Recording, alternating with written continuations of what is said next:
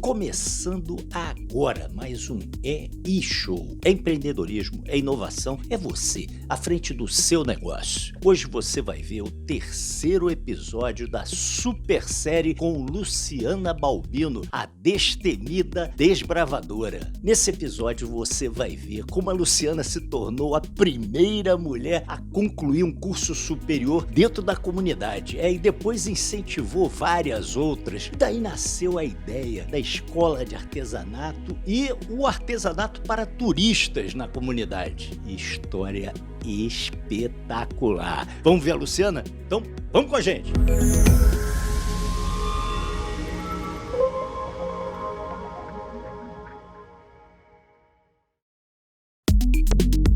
Não se faz nada sozinho, cada vez mais, né? Você tem que ter uma equipe, tem que ter um time. Agora, cabe à liderança saber identificar, né, o potencial de cada um, né, o interesse de cada um, porque aquela pessoa, com a sua característica, né, fazendo o que gosta, ela vai fazer o melhor ali, né, naquele papel ali que foi designado. O somatório de todos esses papéis é que vai tornar algo grandioso, que é como vocês estão fazendo hoje, né? Nada mais do que isso. E você foi fazendo isso muito empiricamente e descobrindo, né? Depois vai fazendo os cursos e eu estou fazendo isso aí, e é isso aí. Vai se encaixando na cabeça. Isso é lindo, cara, isso é lindo. Também, Flávio, eu sempre digo a todo mundo, o maior segredo do sucesso do empreendedorismo é escutar o cliente. É ele quem vai dar as diretrizes, é ele que vai dizer para onde você deve ir. E foi escutando o cliente. Quando ele disse que sentia fome, piquenique. Quando ele disse que estava cansado, cavalo, bicicleta. Quando eles começaram a pedir uma lembrancinha para levar para casa, que tinha que ser uma lembrancinha da comunidade, aí nós incentivamos as mulheres de Xande Jardim a produzir o artesanato na palha da bananeira. Esses turistas que disseram, tá bom o piquenique, mas eu queria mesmo era uma galinha, dessas que eu tô vendo correndo por aí, que eu queria mesmo era um feijão verde para comer com essa galinha. Aí foi onde veio a ideia do restaurante. Foi o cliente, foi a pessoa que foi lá que disse. E a gente tem sempre que saber que temos só uma boca e dois ouvidos. E que tem que se escutar o que a pessoa diz. Eu tenho uma alegria muito grande de escutar as pessoas. Às vezes o povo pergunta, o grande segredo disso aqui dá certo. Eu digo, oxente, coisa mais simples do mundo. Botar o povo para avaliar as coisas. O que é que tá bom? Diga. O que tá ruim, diga que a gente vai ajeitar. Aqui no sítio onde eu estou, que é o nosso mais novo empreendimento, que aqui é a parte de hospedagem, e que a gente montou, quando o povo começaram a dizer, pronto, já tem o que comer, o que fazer, já tem a lembrancinha para levar para casa, não sei o que, mas eu vou dormir aonde? Aí foi quando a gente fez aqui o sítio Casa de Vó, onde eu tô, que é o nosso hotel de barraca, que daqui a pouco eu vou entrar em detalhe para falar um pouquinho mais para você. Que máximo! De entrar aí no sítio, vamos voltar ali no artesanato, né? Que eu sei que tem uma história do começo, né? E o começo normalmente é ruim, o começo é feio, né? Você quando começa. Se você for ver o meu primeiro programa aqui do E-Show, ele é tosco. Depois eu fui ajeitando, nós fomos ajeitando, fomos aprendendo, fomos ficando sabendo e tal, fomos melhorando. Você tem uma história muito parecida aí desse negócio do artesanato. Conta aí. E aí o artesanato, Flávio, como eu estava te dizendo, né? Nós estávamos na mata, recebendo as pessoas, ouvindo as necessidades deles, e surgiu, né, essa coisa de levar uma lembrancinha para casa, e eu sabia que a lembrancinha, por mais simples que fosse, tinha que ser algo da comunidade. Não podia ir numa loja de importado e comprar o produto made in China que ele ia jogar na cara da gente, né? Nessa época, eu estava terminando meu curso. Eu sou historiadora de profissão. Eu estudei em Campina Grande, que fica a 45 quilômetros, como eu já disse, e também porque foi na época que foi aprovado aquele plano do governo, onde os professores ganhavam um certo salário, que, se eu não me engano, o salário deles ia para R$1.000 e pouco. E eu achava R$1.000 e pouco muito dinheiro. E eu botei na minha cabeça que a forma de eu conseguir um trabalho mais fácil por aqui era sendo professora. E por gostar demais também de história, por Areia ser uma cidade histórica, tudo isso me levou a fazer esse curso. Só que para estudar, Flávio, veio outra grande batalha na minha vida, porque eu não tinha um exemplo aqui na comunidade. Eu fui a primeira mulher a terminar um curso superior, indo estudar em Campina Grande, a primeira mulher dessa comunidade a me desafiar, e a dificuldade também, porque não tinha como ficar em Campina Grande, pagar um apartamento para ficar lá. Eu tinha que ir e voltar todos os dias num ônibus escolar de péssima qualidade, que por 3 a 4 vezes faltou freio com a gente dentro, e eu saía de casa de 5h30 da manhã e voltava de 2 horas da tarde, e muitas vezes tinha que escolher, ou comprava as xerox para terminar o meu curso, ou fazia um lanche. Eu não podia comprar os livros, então eu xerocava. E minha mãe, ela pegava metade do salário dela e me dava para eu tirar essas xerox e, se por um acaso sobrasse algum dinheiro, fazer algum lanche. E eu sempre conto isso porque foi muito sofrido, porque eu me lembro que tinha um pão de frango com creme rosé que eu tinha vontade de comer esse pão de frango. Mas assim, eu optava sempre, era quase o papel de um lado e o pão do outro. Para onde é que eu vou pender? Pendia pro lado do papel. Chegava em casa morrendo de fome, porque também aqui tem uma coisa assim eu não gostava muito de cuscuz, que é o nosso pão do café da manhã, sabe, Flávio? Sempre tinha uma bolachinha, um pãozinho, e meus irmãos queriam comer de noite. E mamãe escondia para eu não ir para a universidade sem tomar café, escondia para eu comer de manhã. Só que quando eu voltava da universidade, eu já vinha comendo quase as pedras que achava no meio do caminho de tanta fome. E eu terminei o meu curso e eu sempre botei na minha cabeça que se eu estava tendo aquela oportunidade, eu queria usá-la depois aqui na minha comunidade. Porque quando eu voltava com fome, muitas vezes as pessoas me davam uma carona, um bigu. Passava nos carros, nas motos, parava para mim, me chamava para tomar um suco na casa deles, porque eu andava um trechão a pé, sabe, Flávio? Era quase 40 minutos a pé da minha casa para pegar o ônibus. Isso de ida e volta. E as pessoas da comunidade me incentivavam. Dizia que eu tinha que continuar, que estava sofrendo ali, mas que isso ia passar, e que eu ia vencer. E eu colocava assim, nunca quis sair daqui. Sempre tive muito medo, porque meus tios, por exemplo, eles foram para o Rio de Janeiro e São Paulo e nunca mais voltaram. Eu tenho um tio que já faz mais de 40 anos que saiu daqui e nunca voltou. E eu tinha muito medo de sair, porque eu gostava da vida que eu tinha aqui na comunidade. Quando eu terminei o curso, eu fui chamada para dar aula para um grupo de mulheres aqui mesmo, para ajudá-las a ler e a escrever melhor. E eu comecei a dar aula para essas mulheres como se fosse eu dando de volta o que a vida tinha me dado. E pronto, Flávio. Vixe, Maria. Então, aguinha. E quando cheguei na sala de aula, eu primeiro montei uma sala de aula diferente. A ideia era eu dar as aulas para elas na escola. Só que a escola era 40 minutos, 1 hora para elas chegarem lá, e eu também. Eu comecei a pensar que aquela educação de jovens e adultos não tinha dado certo ainda por aqui, porque essas mulheres, elas todas eram casadas, tinham filhos, e muitos maridos, meio ignorantes, eles sempre querem o seguinte: elas têm que arrumar a casa, levar o menino na escola, preparar a janta para quando ele chegar do trabalho, aquela janta tá pronta. E eu sabia disso, que era muito por conta disso que elas não estudavam, porque não tinha tempo. E se eu colocasse a sala de aula na escola, para elas gastarem 1 hora para ir, 1 hora para voltar, quando o marido chegasse em casa, essa janta não ia estar pronta. E ele ia brigar com elas. E ia tirar elas da escola. E eu não queria isso. E aí o que foi que eu fiz? Arrumei uma casa de farinha que estava desativada, montei a sala de aula lá, arrumei as carteiras, arrumei tudo para elas. Essa casa de farinha, ela ficava no meio da comunidade. Então,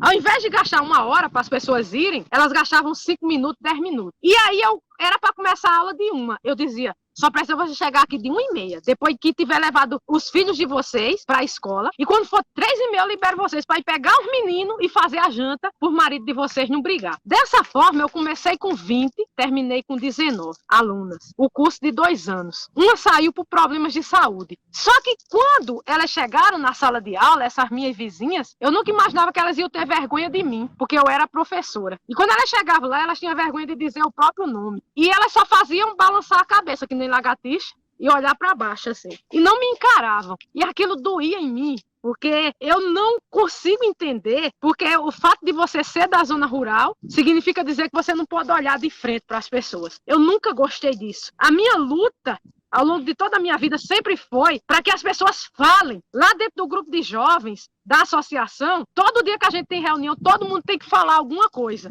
que é para aprender a falar diante de qualquer pessoa. Porque eu volto a dizer, você tem que ser um matuto, mas não é para ser matuto velho besta não, de estar balançando a cabeça para todo mundo. Você tem que falar, porque você é gente igual os outros. E você morar na zona rural não significa dizer que você é menor não. Aí, Flávio, eu comecei a conversar isso com elas e comecei as minhas aulas, era todo dia fazer uma rodada de conversa. Começava com uma oração, no começo elas começavam fazendo umas preces, depois elas já estavam dando depoimento do que acontecia na casa delas. E à medida que elas foram falando, eu fui incentivando elas, porque o programa tinha a parte de escolarização e a parte de profissionalização. Era eu e um técnico agrícola que dava aula. Eu dava aula normal, meus assuntos eram os assuntos do dia a dia delas. Eu ensinei elas a ler e a escrever melhor, Flávio, elas relatando o que acontecia na casa delas. Como lá no início, né, você aí estava fazendo um diagnóstico, né? Ou seja, você, ao mesmo tempo que estava ensinando, né, você estava diagnosticando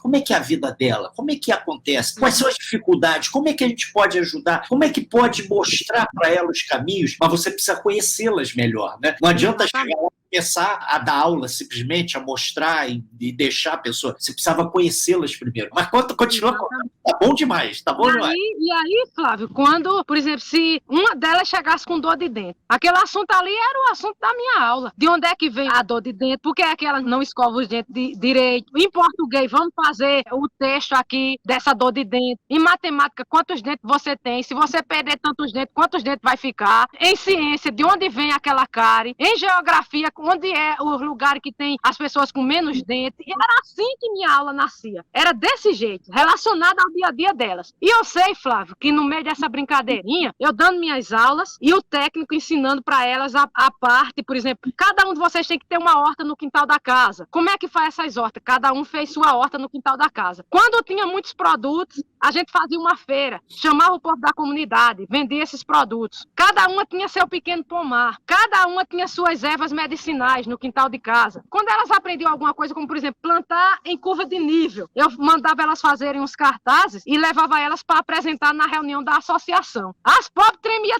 tanto nesse mundo, Flávio, que parecia eu no início, mas eu dizia, tem que tremer mesmo para se ajeitar. E eu sei que nessa brincadeirinha, no processo de reciclagem, a gente aprendeu a fazer o artesanato na palha da bananeira. É aí onde nasce o artesanato na palha da bananeira, na minha sala de aula. Mas não foi que a gente já começou a fazer o artesanato na palha da bananeira do dia para a noite, não. Na verdade, com os depoimentos delas, descobri que elas tinham 2 refeições por dia, que era almoço e jantar. Algumas não tinham café da manhã, porque os maridos trabalhavam em engenhos, os salários que ganhavam eram miseráveis e mal dava para comprar o almoço e o jantar. O café da manhã era um luxo. E isso doía dentro do meu coração, porque na minha casa eu sempre tive o café da manhã. E minha mãe sempre escondeu o pão e a bolacha para eu comer antes de ir para a universidade. Mas naquelas vizinhas eu nunca imaginava que elas não tinham café da manhã. E elas começaram a me perguntar na sala de aula, Flávio, se eu não podia ajudá-las. Elas sabiam que eu recebia o turista no final de semana. E de tanto elas assistirem pequenas empresas, grandes negócios, Globo Rural, não sei o quê, elas perguntaram se eu não podia ajudá-las a fazer um artesanato com elas. E eu comecei a dizer, minha Nossa Senhora, e eu sei lá fazer artesanato? Como é que eu vou ensinar uma coisa para vocês que eu não sei? E foi quando elas disseram, mas veja aí, Luciana, que você pode fazer pela gente. E meus irmãos aprenderam a fazer aquele artesanato com canudo de jornal, que faz casinha, porta-retrato. E aí meus irmãos aprenderam a fazer esse artesanato. Eu levei meus irmãos para ensinar para aquelas mulheres. Elas foram, aprenderam, fizeram umas casinhas, fizeram uns porta-retratos. A gente colocou na loja. O turista olhava, não comprava nenhum. Quando eu chegava na segunda-feira, era uma dor para mim, porque elas perguntavam, sabiam que no final de semana tinha passado muito turista. Luciana, vendeu alguma peça? E por muitos meses, Flávio, doía o meu coração dizer que não. Chegava a hora que eu tinha muita vontade de comprar aquelas peças somente para dar uma renda para aquelas meninas. Só que como era que eu ia comprar? Se o salário que eu ganhava era tão pequeno, e eu compraria um mês, no outro mês, como era que ia ser? Mas aí eu descobri uma pessoa na cidade que trabalhava com artesanato e convidei essa pessoa a vir até a comunidade para ela ajudar e ver um outro artesanato que fosse vendável. E quando ela chegou, ela disse: olha, esse artesanato está todo errado. Sabe por quê? Esse artesanato no jornal tem em todo canto. Vocês têm que ter um artesanato que seja de vocês, que só tem aqui. Aí uma de nossas alunas disse: aqui tem muita palha de bananeira. Será que não dava para fazer um artesanato de palha de bananeira? Aí na mesma hora ela disse: dá. Vocês inventem alguma coisa que quando for daqui uns 15 dias eu venho aqui para ver o que vocês fizeram. Naqueles 15 dias, Flávio, nós fizemos de tudo, menos da aula, só inventando o artesanato na palha da bananeira. E aí eu me lembrei do meu tempo de criança, que eu ia assistir novela na casa de um compadre, e eles faziam aquelas urupemas. Urupema é peneira, de peneirar massa, sabe? Que faz um entrelaçamento assim. Eu tinha aprendido, aí eu disse às meninas: vamos tentar entrelaçar a palha de bananeira assim, para ver se faz alguma coisa. E aí as meninas disseram: é mesmo. Aí quando a gente entrelaçou, eu e minha mãe, que era minha aluna, a gente fez um tapete. Depois a gente dobrou esse tapete, virou uma pasta de evento. Todo mundo começou a fazer. Quando a gente levou pra menina, ela olhou, disse: porque era feio, viu, Flávio? Era uns negócios tão amaranhados, tão feios no mundo, tão desmantelados. E a menina assim ficou meio gaguejando para dizer que tava feio, mas não queria dizer. Aí eles: vamos melhorar. Dou mais 15 dias. Passamos mais 15 dias inventando para ver se ficava mais bonitinho, não deu certo. Ela disse: vou dar mais um mês, nada. Aí eu vi quando não saía, aí de repente começou a sair umas coisinhas. Eu fui, chamei o Sebrae para dar uma consultoria para elas. O Sebrae veio, elas melhoraram o artesanato, foram cada vez mais melhorando. De repente a gente pegou uma pasta dessas que eu e minha mãe fizemos. Um estudante de jornalismo comprou, levou para um evento. Quando chegou lá, foi aprovado. E ele disse: olha, eu agora quero 100 pastas dessas. Vou dar um mês para vocês fazerem. Mas, Flávio, quase que essas mulheres endoidaram para fazer essas pastas bonitinhas. Mas conseguiram fazer e eu fui, peguei meu contato, coloquei atrás num pedacinho de papel. Flávio, dessas 100 pastas, apareceu pasta para esse Brasil inteiro. Pasta para Florianópolis, para o Rio, para Minas, para Salvador. E essas mulheres começaram a fazer essas pastas, começaram a tirar a palha seca, porque logo cedo, quando a gente se capacita, o bom é isso, e a gente aprendeu que tinha que tirar a palha de manhã para não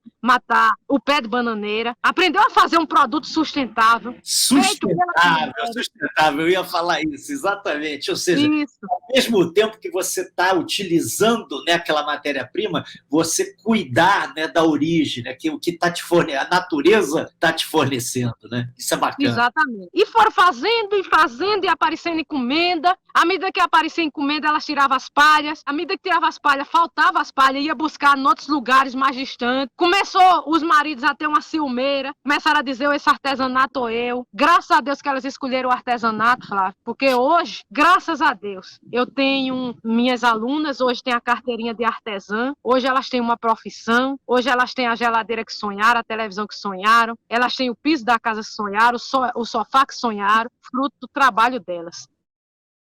Que show, não é mesmo? Na próxima semana tem mais. Você vai ver o 4º episódio dessa super série com a Luciana Balbino, que você acabou de ver aí nesse programa. Nesse episódio, ela vai falar sobre a criação da fábrica de polpa de frutas, e do início do restaurante. Empreendimentos que complementaram o polo formado por ela e seu time. Você vai ver a Luciana? Claro que vai. Vejo você aqui na próxima terça. Vamos à frase da semana, e a de hoje é de Richard Branson. Foi enviada por Marcílio Bastos de Castro, de Canela, Rio Grande do Sul. Vamos à frase? Uma coisa é certa nos negócios: você e todos ao seu redor vão cometer erros. Richard Branson.